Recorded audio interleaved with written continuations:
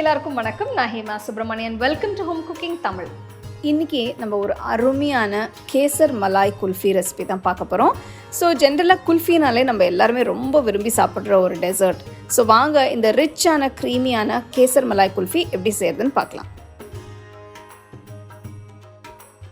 Malay kulfi பண்ணுறதுக்கு நான் 1/2 litre நல்ல திக்கான ஃபுல் க்ரீம் பால் எடுத்திருக்கேன். 1/2 லிட்டருன்னா 500 ml. நான் 250 ml கப்பில் 2 கப் ஊற்றுறேன்.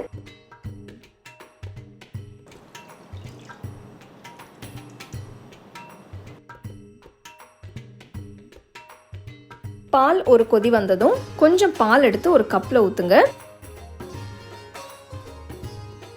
இப்போ நம்ம குங்குமப்பூ பால் ரெடி பண்ண போகிறோம். பார்த்தீங்கன்னா பால் நல்லா சூடாக இருக்குது. இதில் கொஞ்சமாக குங்குமப்பூ போடுங்க. குங்குமப்பூவோட கலர் அப்படியே பாலில் இறங்கி குங்குமப்பூ ஃப்ளேவரில் குல்ஃபி ரொம்பவே ரிச்சாக இருக்கும். இது ரெடியாக கொஞ்சம் டைம் ஆகும். அதுக்குள்ளே மீதி இருக்கிற பாலை நல்லா திக்காக காய்ச்சுங்க. கொஞ்சம் ஏலக்காய் எடுத்து அதோட விதை மட்டும் தனியாக எடுத்துட்டு பொடி பண்ணுங்க.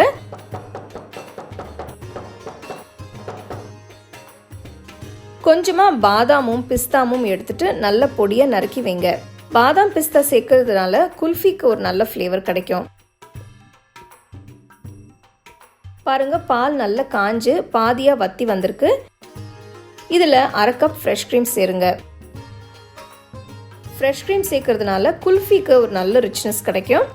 பார்த்தீங்கன்னா இந்த ரெசிபிக்கு நான் சோள மாவு ஆட் பண்ணல. அதுக்கு பதிலாக நம்ம நேச்சுரலாகவே திக்கான கன்சிஸ்டன்சிக்கு பாலை நல்லா காய்ச்சிக்கலாம்.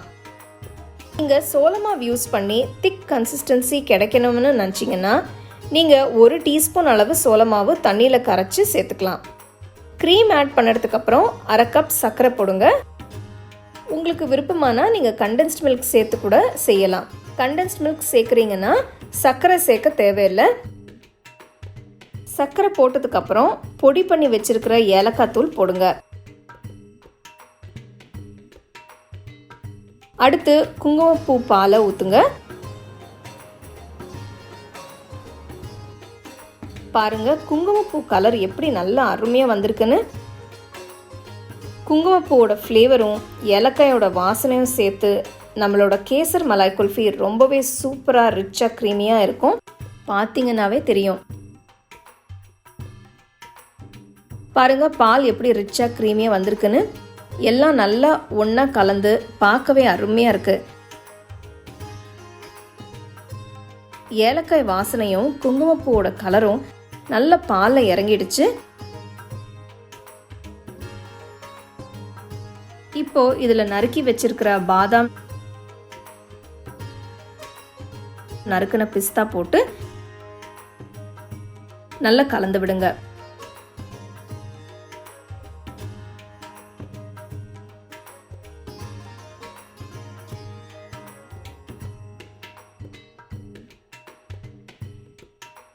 குல்ஃபி மிக்ஸ்சர் ரொம்ப நல்லா திக்காக க்ரீமியாக ஆயிடுச்சு.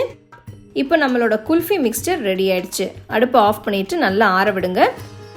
குல்ஃபி மிக்ஸ்சர் இப்போ நல்லா ஆறி ரூம் டெம்பரேச்சருக்கு வந்துடுச்சு. நான் இங்கே குல்ஃபி மோல்ஸை வச்சுருக்கேன். இப்போ இந்த மிக்ஸ்சரை ஊற்றி ஃபில் பண்ணிக்கலாம்.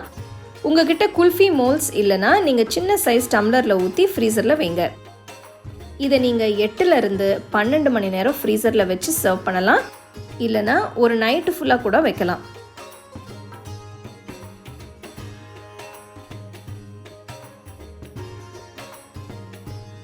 வாவ், அந்த குல்ஃபி பார்க்கும்போதே உடனே செஞ்சு சாப்பிடணுன்னு இருக்கு இல்லையா?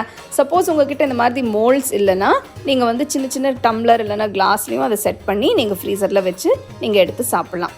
கண்டிப்பாக அதை நீங்கள் ட்ரை பண்ணி உங்கள் கமெண்ட்ஸ் அண்ட் ஃபீட்பேக்கை எங்களோட ஷேர் பண்ணுங்கள்.